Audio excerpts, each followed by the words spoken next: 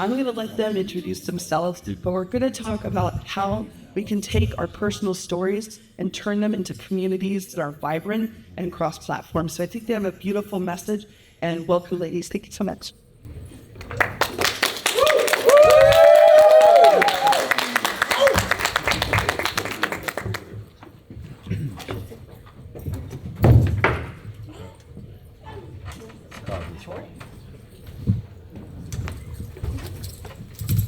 Thank you, everybody, for coming.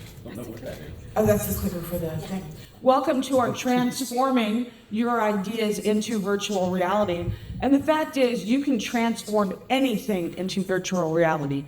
Your imagination, your dreams, your hopes, your books. We have done a lot of stuff. I am Michelle Weisblat-Dane. Right there. It does work. Okay. I am from IAmCompuBear Consortium, where we have taken your hopes, your dreams, books, George R. Martin's Game of Thrones. We have taken Larry Niven's Ringworld, and we have brought them into virtual reality for you to be able to experience. But anything that you have, any ideas or dreams or hopes, just like a holodeck, we can take those and make those into your realities that you can interact with, you can exchange with, you can see those words on the page come to life. I am here with Helen. Here we go. She has written an amazing book, and I recommend that everybody go out and read it, because it really is a wonderful book. It's written about historical facts that they have wonderfully brought to life, but it is also as relevant then as relevant today. And so you get the chance to experience that for yourself, and I'll let Helen tell you about herself. Sure. And this is on? Yes, good. So we're here today to talk about the book you see in the middle there, Sour Milk and Sheep's Wool, which is a book about my great-grandmother and another family member of mine that I cannot mention because I would spoil the plot. But so one of my characters, her name is Hannah. She was a suffragette, as people said at the time. Now she was a suffragist, but she was a suffragette. And in 1890, she opened a cafe where she met her women friends to advocate first for temperance, and then that evolved into the suffrage movements, and then later for suffrage. So she met one of her friends there, and it became a real close-knit community, and really inspired me. So that's how I thought of the idea of having her cafe in virtual reality, and now I'm doing what she did. I was gathering my women friends there. And that's why it's called the Foremothers Café. In the book, it's called The Frog. And there's a lot of frogs in my cafe. Christi knows who built it. And we have Christi, sorry. And we have Christi here, who built her wonderful. So we're giving you an example of taking an idea from the pages of a book and how to transform those pages, how to transform that idea, that dream, that thought that Helen had into an actual virtual world that you can experience. And Christi can tell us about her. Well, hey everyone, Christi of Cause and Christi. If you were here just a few minutes ago, you got Cause on stage. We create virtual worlds, and working with Helen was really amazing. So we first read the book. Helen gave us Sour Milk and Sheep's Wool, and we read and got to connect with the characters, understand the story of these women coming together in the cafe, in the book, meeting, having these meaningful discussions to be able to plan and move forward. And the general purpose behind taking the cafe from the novel and bringing it into virtual reality so that those discussions can continue in our modern world as we honor what our foremothers have done, was a really amazing project. And being able to work with Helen on it felt really good because she had a true purpose for why she wanted to bring that bit of her novel out into the real world. So into virtual reality, which is the real world. I call this the physical world. All of it's the real world. And you bring everyone together. So a little bit later, we'll get into some of the details, but Helen knows so many historical tidbits. It is so amazing working with someone who could be like, Yes, and then the beams, you see the Tudor beams, and let's make them slightly asymmetrical here. We're going to start with the first step we had was doing a drawing. So tell us about those. Yes. So when I started this, Sorry. We can't. now you can hear me? Yeah. So as you can tell, I'm not a world builder. I used pencil and paper and it drew how I imagined the cafe in my book, how it looked. That's how I pictured it. And it's very interesting. I had a guest at the Foremothers Café a while ago. She said, where is that in your brain?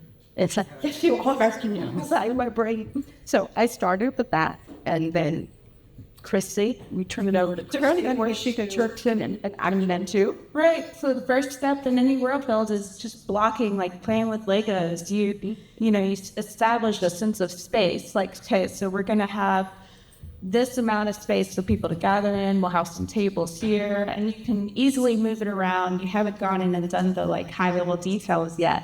And you can kind of pre-visualize where you want things to be before you deep dive into getting all the tiny details put into place. Yeah, and this is like a next step in the blocking phase. Okay, start playing with some of the texturing. You see, like Helen really pointed out, there's so many great historical pictures of the beings, the Tudor beings, and that's just one picture in here of the doors, but either down to the door handle, making sure that it was the right short handle and the way that it opens. Additional details. You can see actually one neat thing when you're still in that early detail phase where you're adding in is if you see down on the bottom right, the idea of okay, we'll have vases, and then you can actually draw on top of the picture that you've already modeled, okay, let's ask these flowers here, and how do you feel about this chair? The cookies were a part of the book, so include details like that. Tell us about the cookies. Why are the cookies important to you? Sure. Can I spoil just a little bit at the beginning of the book? So just a tiny bit. My female character, Hannah, she hired a male baker, which was kind of a big deal in her community, that she was a guy's boss. And on the first day on the job, he brought, now you can really hear thank you. On the first day on the job, they sit down to discuss the first day, and he opens his breakfast box, and he just closes ugly. And he walks out, and he opens it again, and a live frog hops down that his daughter packed. And he was terrified. This is it. But Hannah was you have a daughter, prepares to do this? All right. I'm naming the cafe the frog. So there's a lot of frogs here. So you'll see these frog cookies, and you can actually pick them up and eat them, which is very, very cool. So I have to give Christi credit for that. When you get a chance to go visit us, and I hope that you all get a chance to go visit it, what platforms are we on? So we're in Engage.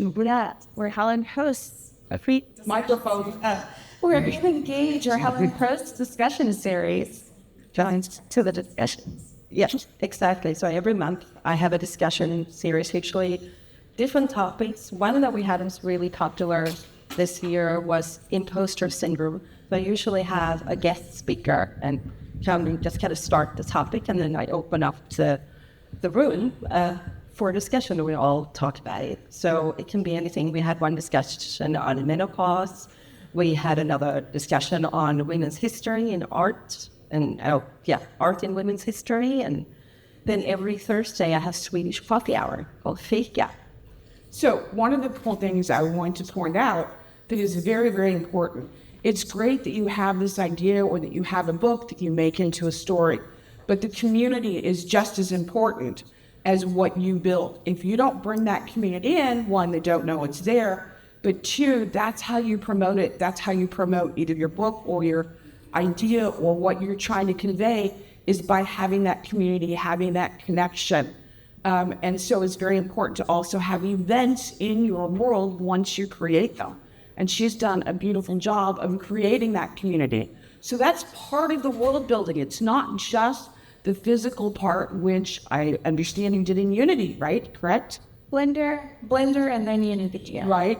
And she did a beautiful job of creating all the very details, the pictures, the artwork, the things that tell the story within it. Even the little details as we showed back, and I don't have to go backward, with the flowers, right? But building that community is just as important.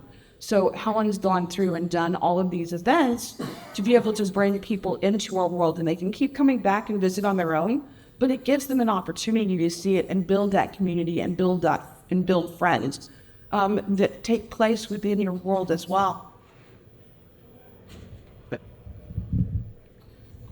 Yeah, there's the slide on. Tell us your plans for the future. Go ahead. Should I start? Yeah, okay. Yeah, so continue to have my Swedish coffee hour every Thursday, and have different events and discussions, because I think that's really important. And I always say that we're standing on our foremothers' shoulders, and I want to continue their work, because we still have work to do as women to lift each other up. And that's what I want to continue to do with the Foremothers Café. Woo!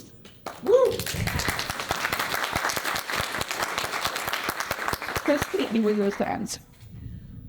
Keep building. Well, I meant more to the project, because I know that there are plans for more. Oh, yes.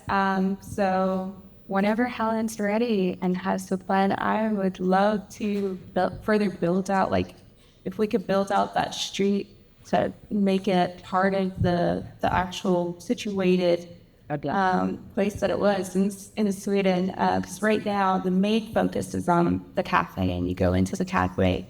There's a flower shop next door, but like that flower shop could be further built out to where you could walk in there, and because it's mentioned in the book, the flower shop. So building on that world, and maybe adding more to the cows and the hills, and adding some pathways, yeah, And some of the other buildings too, from the store here, where the pregnant women lived and all that.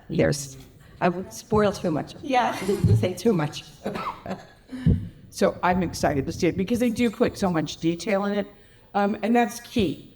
A lot of people build worlds, but they don't put the detail in it, the things, the interactive detail as well. So it's not just having the vision or the picture, but being able to pick up the chairs and move the chairs in a circle so we can sit around and talk, or pick up the cookies and eat it, or pour a cup of coffee into a coffee cup and take that coffee to the table with you, right? These are all little details, but they make the world interactive and fun, and wanting to come back even when she's not there to experience them.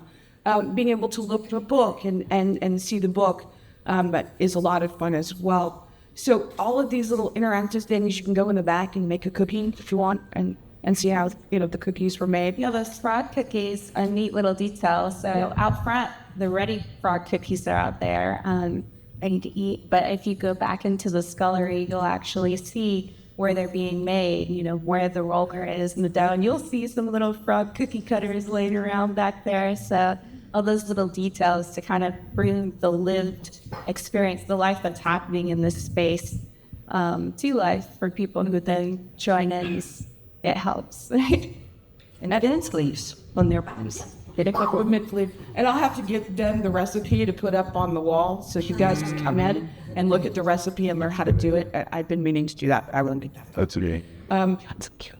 Yeah. So I want to, just before we go to Q&A, I want to thank our significant others who are sitting over here in the corner for being so supportive of us. XR for and so I just wanted to throw that in there before we go to Q&A.